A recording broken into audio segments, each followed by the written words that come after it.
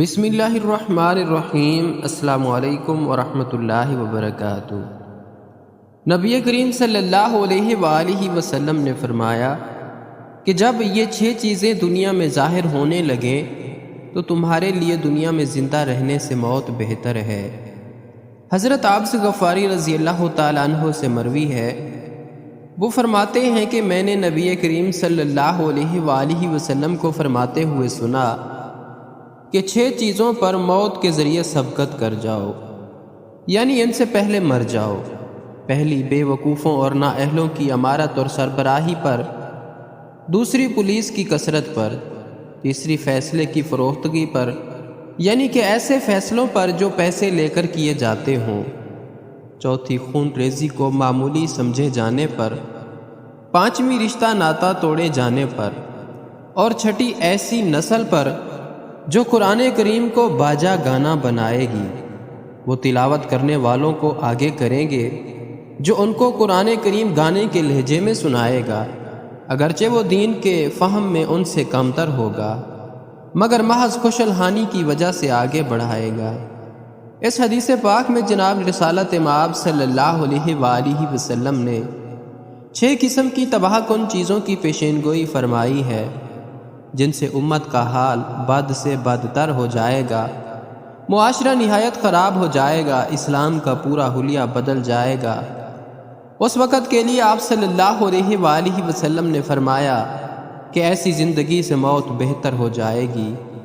حضرت صلی اللہ علیہ وآلہ وسلم کے اس ارشاد کا مطلب یہ ہے کہ ایک زمانہ ایسا آنے والا ہے جس میں نااہل اور نادان لوگ حاکم سربراہ ہوں گے، ان کی امارت و حکومت میں زندہ رہنے سے موت بہتر ہوگی۔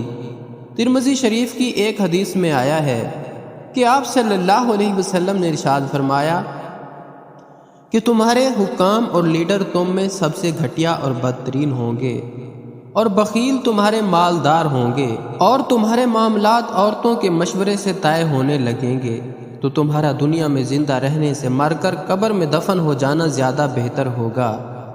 ایک حدیث میں آیا ہے کہ آپ صلی اللہ علیہ وآلہ وسلم نے ارشاد فرمایا کہ 2 قسم کے لوگ اس دنیا میں موجود نہیں ہیں، وہ آئندہ چل کر پیدا ہوں گے۔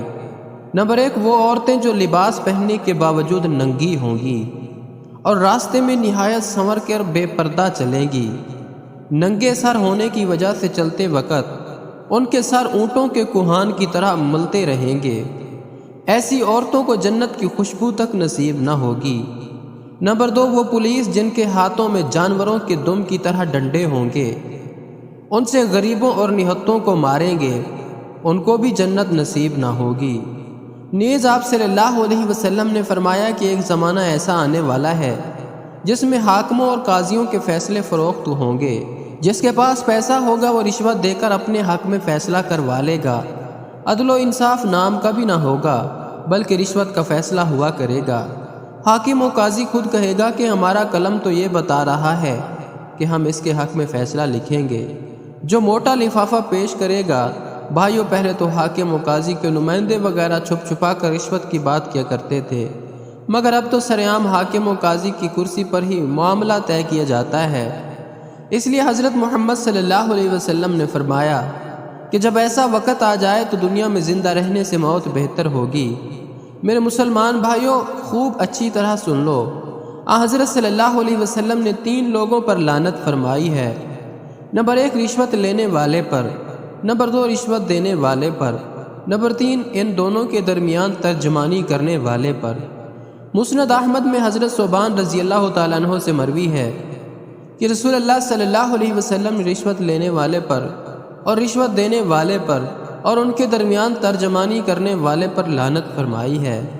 نیز آپ صلی اللہ علیہ وسلم نے ارشاد فرمایا کہ ایسا زمانہ آنے والا ہے جس میں قتل و غارت گری اور بات بات پر خون خرابہ کرنا کوئی اہم بات نہ ہوگی۔ ذرا ذرا سی بات پر چاقو تلوار وغیرہ نکل آئیں گی، منٹوں میں قتل و خون ریزی ہونے لگے گی۔ کون کس پر حملہ کر رہا ہے، کس کی جان مار رہا ہے، اس کی کوئی پرواہ نہ ہوگی۔ جب ایسا فتنہ فساد کا زمانہ آ جائے تو دنیا میں زندہ رہنے سے موت بہتر ہوگی۔ آپ صلی اللہ علیہ وسلم نے حجۃ الوداع کے موقع پر ہر خطبے میں بار بار یہ فرمایا کہ میرے بعد ایک دوسرے کی گردن نہ مارنا، اس سے تم پر خطرہ ہے کہ کفار و مرتد بن کر اسلام سے ہی پھر جاؤ۔ آپ صلی اللہ علیہ وسلم نے ارشاد فرمایا کہ ایسا زمانہ آنے والا ہے جس میں عزیز و اقارب کے ساتھ ہمدردی صلہ رحمی سب ختم ہو جائیں گی۔ لوگ اپنے رشتہ داروں اور قرابت داروں سے دور رہنے میں عافیت و خیر سمجھنے لگیں گے۔ کچھ تو اس لیے دور رہنے لگیں گے کہ ان کو قرابت داروں سے بجائے ہمدردی کہ تکلیف اور ایذا پہنچتی ہے، اور کچھ اس لیے دوری اختیار کریں گے تاکہ مدد نہ کرنی پڑے۔ ایک حدیث شریف میں آپ صلی اللہ علیہ وسلم نے ارشاد فرمایا کہ 3 قسم کے لوگوں سے اللہ تعالیٰ بہت سخت ناراض ہے۔ نمبر 1 اللہ تعالیٰ کے ساتھ شریک کرنے والے سے، نمبر 2 قرابت داروں کے ساتھ بے دردی سے ناطہ توڑنے والے سے، نمبر 3 منکر اور برائی کا حکم دینے والے اور بھلائی سے روکنے والے سے۔ ایک حدیث شریف میں 2 کام کرنے پر اللہ تعالیٰ کی طرف سے 3 چیزوں کی بشارت ہے۔ وہ 2 کام یہ ہیں، نمبر 1 اللہ تعالیٰ کا خوف غالب رہے یعنی تقوی اختیار کرے، نمبر 2 رشتہ داروں کے ساتھ صلہ رحمی کا معاملہ کرے۔ جو یہ 2 کام کرے گا اس کے لیے 3 بشارتیں ہیں۔ نمبر 1 اللہ تعالیٰ اس کی عمر میں برکت دے گا، حیات دراز کرے گا۔ نمبر 2 اللہ تعالیٰ اس کے رزق میں فراوانی کرے گا۔ نمبر 3 بری موت سے اللہ تعالیٰ اس کی حفاظت فرمائے گا۔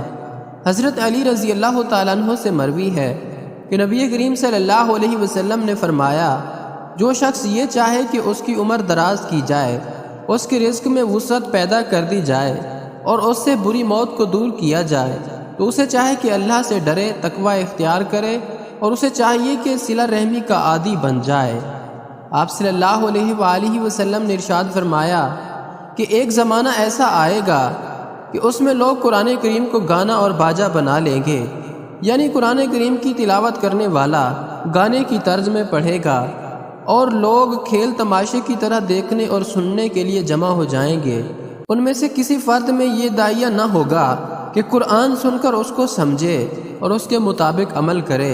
حضرت عبداللہ بن عمرو بن العاص رضی اللہ تعالیٰ عنہ سے روایت ہے کہ رسول اللہ صلی اللہ علیہ وآلہ وسلم نے فرمایا، تمہاری اس وقت کیا کیفیت ہوگی؟ یا فرمایا قریب ہے کہ ایک ایسا دور آئے گا اس میں لوگ الگ الگ کر دیے جائیں گے، اچھے برے الگ الگ ہو جائیں گے، رذیل قسم کے لوگ باقی رہ جائیں گے، ان کے عہد و پیمان اور امانتیں ختم ہو جائیں گی اور آپس میں اختلاف ہو جائے گا، اور وہ اس طرح ہو جائیں گے۔ آپ صلی اللہ علیہ وسلم نے اپنی انگلیوں کو ایک دوسرے میں ڈالا، پس صحابہ کرام رضوان اللہ تعالی علیہم اجمعین نے عرض کیا، اے اللہ کے رسول صلی اللہ علیہ وآلہ وسلم، اس حالت میں آپ صلی اللہ علیہ وآلہ وسلم ہمیں کیا حکم دیتے ہیں؟ فرمایا، جو احکام تمہیں معلوم ہیں انہیں اختیار کرو، اور جو تمہیں معلوم نہیں چھوڑ دو، اور تمہارے جو خاص لوگ ہیں ان کے امر کی فکر کرو، اور تمہارے جو عام لوگ ہیں ان کے امر کو چھوڑ دو۔ حضرت عبداللہ بن عمر رضی اللہ تعالی عنہ بیان کرتے ہیں کہ رسول اللہ صلی اللہ علیہ وآلہ وسلم نے فرمایا، 4 صفات جس شخص میں ہوں وہ خالص منافق ہے، اور جس میں ان میں سے ایک صفت ہو اس میں نفاق کا ایک حصہ ہے، حتیٰ کہ اس عادت کو چھوڑ دے۔